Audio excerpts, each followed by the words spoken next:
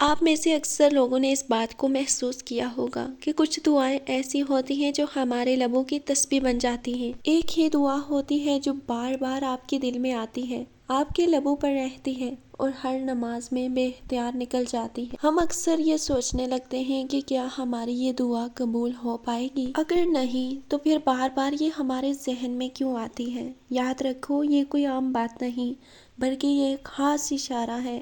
اللہ تعالیٰ جب کسی بندے کی دعا قبول کرنا چاہتے ہیں تو سب سے پہلے اس دعا کو اس بندے کے دل میں بسا دیتے ہیں، پھر اسے بار بار مانگنے کی توفیق دیتے ہیں، پھر اس دعا کو تمہارے لبوں کی تسبیح بنا دیتے ہیں، یہاں تک کہ وہ دعا تمہاری عادت نہیں بلکہ تمہاری ضرورت بن جاتی ہے۔ کچھ دعائیں صبر مانگتی ہیں۔ اللہ تعالیٰ تمہیں دیکھتا ہے کہ کیا تم اس چیز کے لیے واقعی تیار بھی ہو یا نہیں۔